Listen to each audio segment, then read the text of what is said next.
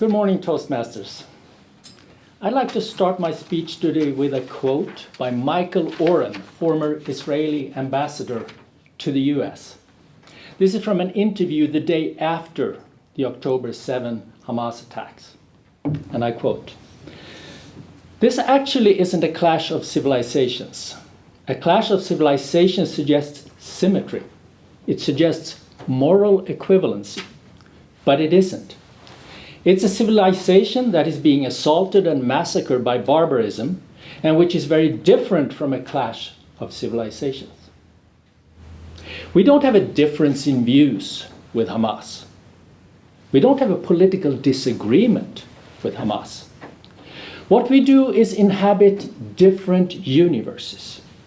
And their universe is a universe in which children can be massacred, old people can be taken hostage, humiliated, and beaten, in which hundreds of Palestinian children can be used to dig tunnels and die digging those tunnels.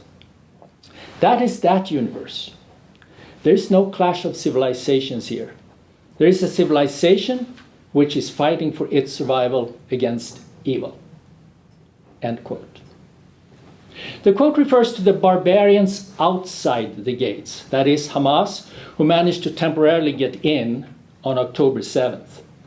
My speech today is about the barbarians within, more specifically, the barbarians here in the US.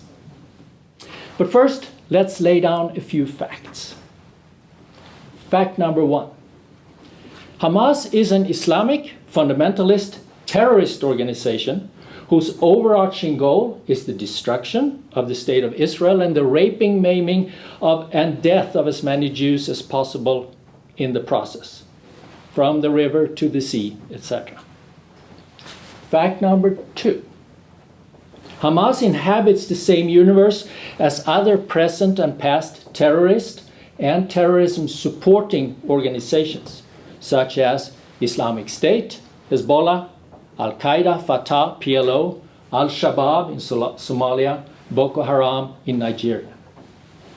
After coming to power in Gaza in 2006, Hamas had a choice. It could have embarked on a path to prosperity, peacefully coexisting with Israel. Or it could double down on its nihilist commitment to destroying that country. Well, we all know what happened. It chose the latter, as evidenced by the never-ending attacks, missile attacks, and massive arms buildup in the ensuing years, culminating in the October 7 atrocities. Fact number three.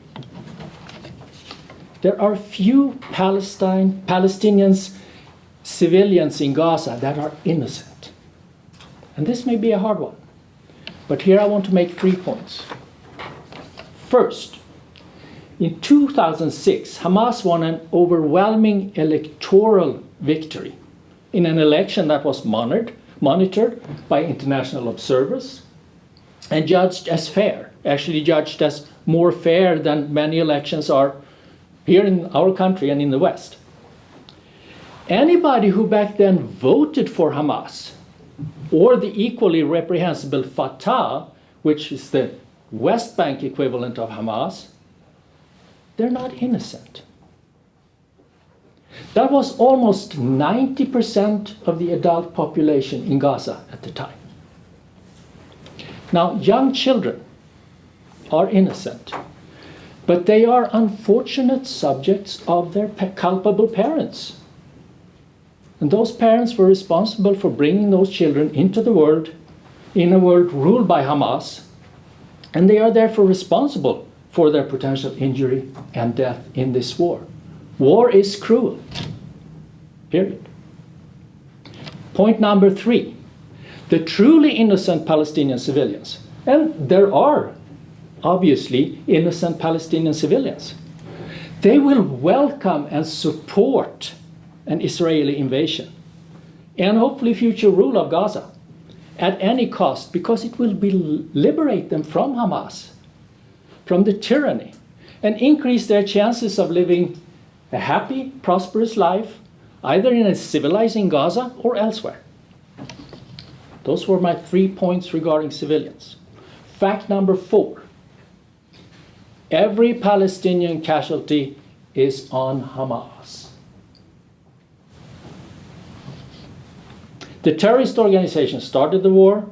It could unconditionally surrender tomorrow, and no further lives would be lost, and water, electricity, etc. would be restored with relatively immediate effect. But they don't. Instead, they double down, dig in under hospitals, inside mosques, inside residential high-rises, to cause as many civilian casualties as possible. Final fact, number 5.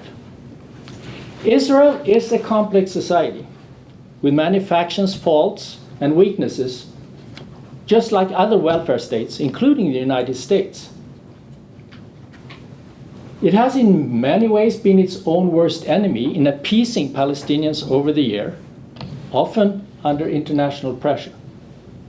But it represents a beacon and a beachhead of Western civilization in a religiously and ideologically medieval part of the world that yet has to experience a philosophical enlightenment. Therefore, it deserves our unequivocal support, morally and practically, in destroying its immediate enemies, Hamas, Hezbollah, Islamic State in Syria, and terrorists on the West Bank. Now, anybody in the West who doesn't or refuses to grasp these facts after the October 7 evil barbaric terrorist attacks is either a barbarian within, or an abettor, enabler, or apologist for such barbarians. So who are they?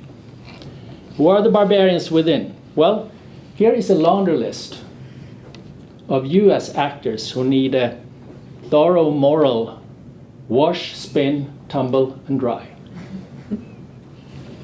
Number 1. Pro-Hamas, anti-Israel university student organizations and their members.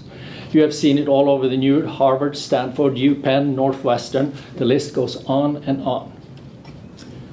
Pro-Hamas, anti-Israel university professors. This is almost worse than the student organizations. These are the professors, these are the people who have taught the students to hold their toxic, nihilistic, anti-Israel views. 3, cowardly or complicit university administrations who are very quick to pass moral judgment when it comes to race or gender, but who have been very quiet and non-committal when it comes to the atrocities in Israel. 4th, pro-Hamas, anti-Israel demonstrators. Again, you've seen them in every major city in the US on the news. 5, pro-Hamas, anti-Israel legislators at every level of government. And finally, pro-Hamas, anti-Israel news organizations who are trumpeting Hamas propaganda as news, such as the alleged hospital bombing in Gaza, which turned out to be a Hamas missile that failed. So what can you do? Isn't this all out of your hands? No, it's not. And I have a few suggestions. Number 1, express moral certainty in Israel's rights to defend itself by all means. 2nd, remove your moral sanction from the barbarians and their abettors, their enablers, their apologists.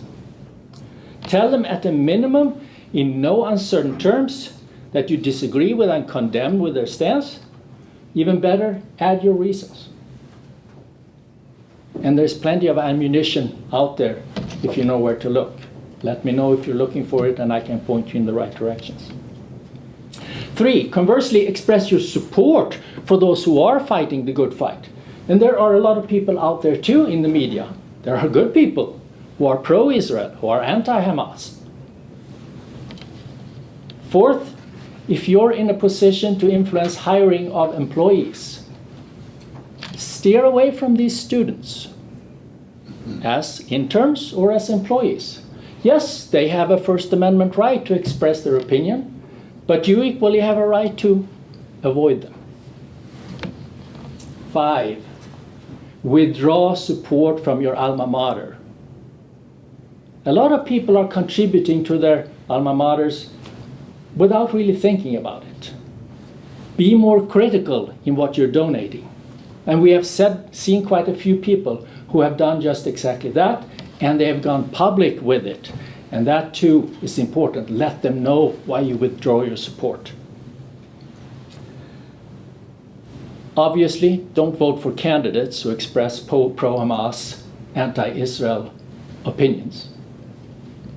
And last but not least, reach out to your Jewish friends and acquaintances. Express your hope that their relatives and friends in Israel are safe. Ask if there is anything you can do to help, and let them know that you offer them your full moral support. As a rule, I try to incorporate some humor to lighten up my speeches. But in this case, I abstain because this is too serious to make fun about. It's kind of fitting to do this on Halloween because it's scary. In conclusion, if you care about a civilization like ours, like Israel, that is rooted in reason and individualism, and that is broadly based on the protection of individual rights, on a limited government, on the rule of law, and free markets, then Israel's cause is yours.